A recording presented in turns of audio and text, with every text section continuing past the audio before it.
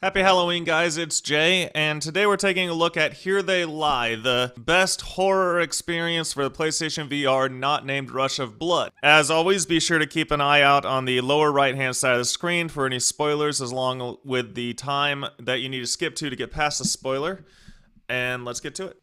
So for gameplay, I'm giving it a 7 out of 10, and I'm giving it a high rating because everything that it does really well. The problem is that it doesn't do a whole lot. So there's no real fighting in the game. There's not much you can interact with. It's mostly just walking, and it kind of has trouble deciding what it wants to be. At the beginning of the game in Act 1, it's sort of a walking simulator, just kind of exploration game.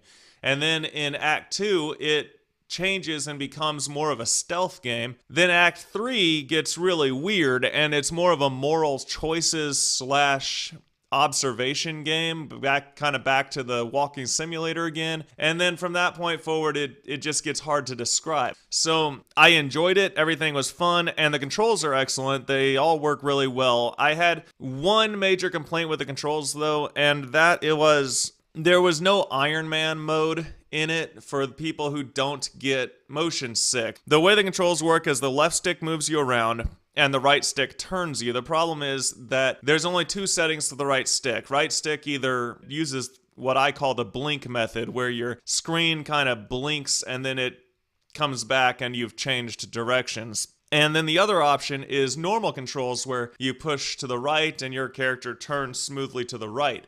But when it does that, it uses another anti-nausea technique that VR has developed, where it narrows your field of view. And it gets really annoying to constantly be seeing your field of view narrowing and then widening and then narrowing and then widening. And there was no way to turn that off. So there was no way to just play it like a regular game. It was either blink or narrow field of view, and that really bothered me. But ultimately, like I said, for what it wanted to be, it did it really well.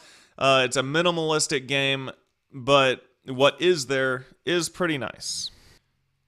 As for VR sickness, I'm giving this one a 2 out of 10 because this game will make you sick. And I'm intentionally putting this right after I complained about the controls not having an Iron Man mode, because I know that people are going to say, hey, you said that you wanted them to take away nausea-reducing mechanics and let you play like a normal game, and now you're complaining about it making you nauseous. And the problem is that it's not the controls that do it. The game basically goes all in on anything that can induce nausea. Like, there are times where they take the control away from you and you're just along for the ride. There are times where you're falling.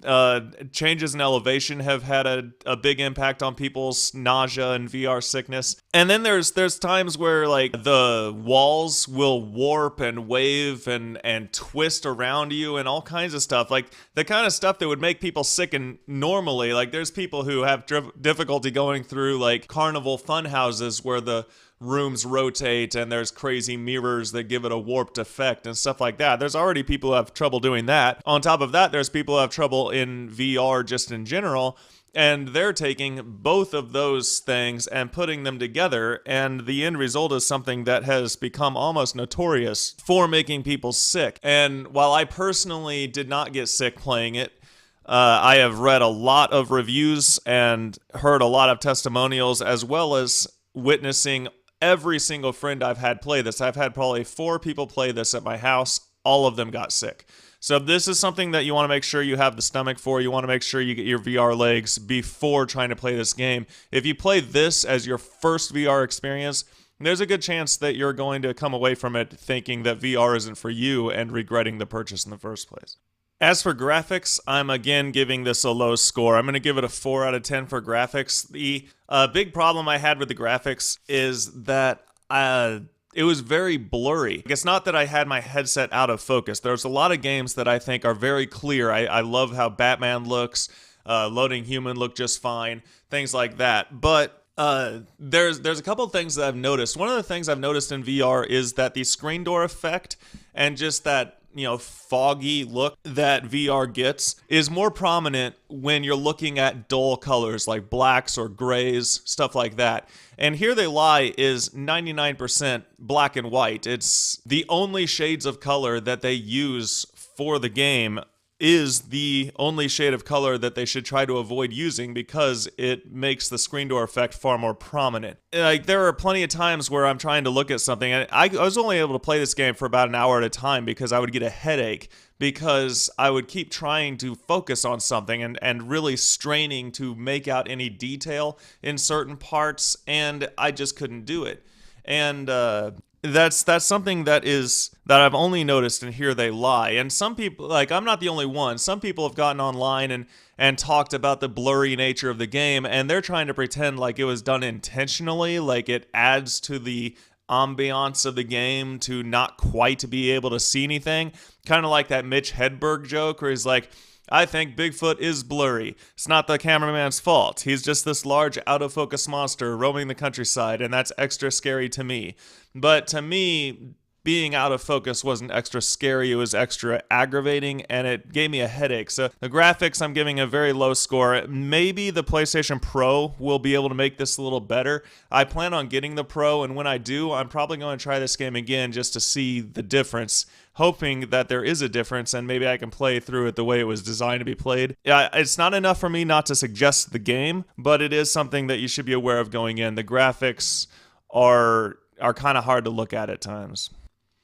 So now we're on to the good part, the story. And I had a really hard time with the story. To be honest, if I had made this video the day that I completed the game, my rating would have been far lower than it actually is. But I actually spent some time thinking about the game and contemplating it, and it really is a deep thought kind of game. And the overarching story itself is kind of lame. Basically, you play former NFL quarterback Jeff Garcia, who is trying to catch up to his ex-girlfriend while being chased by one of the name partners at the Wolfram and Hart law firm. By the way, if you get that last reference without having to look it up, you and I just became best friends. But there's so much more to the game. Like the story, that story is just what gets you from one place to the next. That's how you get from, scene A to scene B.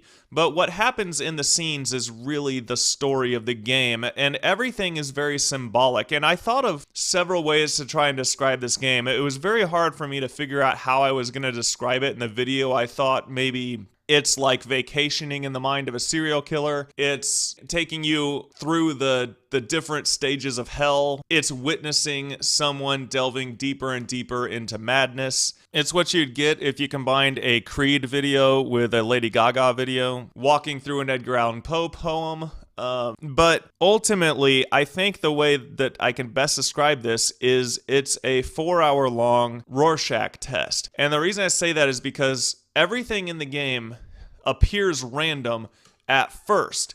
Like you're just walking along and something creepy happens and you're thinking, well, that was random. And it kind of felt like everyone who made the game just sat around a big table and was spitballing ideas. There's like, what should we have in our game? And one guy's like, how about we have everybody wear creepy animal masks?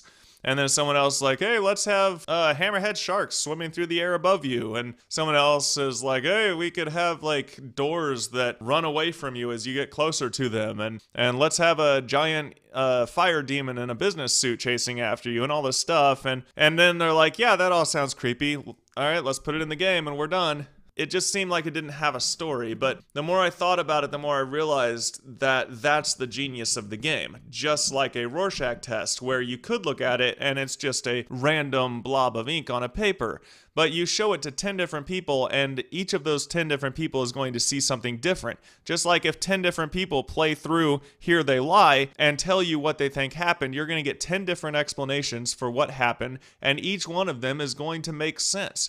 And that's the beauty of the game. So there's a lot of social statements in the game. There's a lot of things that just give you deep thought. And I have literally been thinking about different scenes and what they could mean and different explanations and what the overall game is about and everything else for probably 4 or 5 days. And any game that can get me to think that deeply about it, I'm going to give an 8 or 9 out of 10 for the story. I'm going with 8 on this one. Like I said, if I had done this review immediately after playing the game, I probably would have given it a 2 or 3 for story, because I went into it expecting a novel and instead got a poem. And once I realized that that's what was happening, that's when I realized the genius of the game.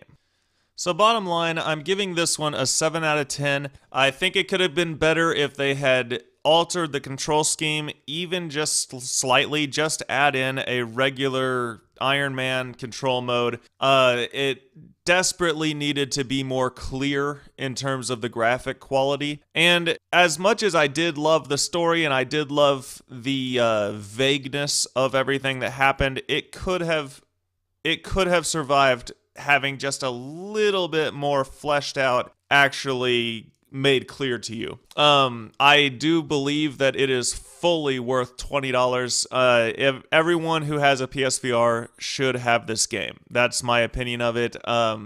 Especially if you like the suspenseful type of horror. If you're looking for something gory, this isn't it. If you're looking for a bunch of jump scares, this isn't it. This is horror more the way that Alfred Hitchcock did horror. It's all about suspense. It's all about atmosphere and tension building.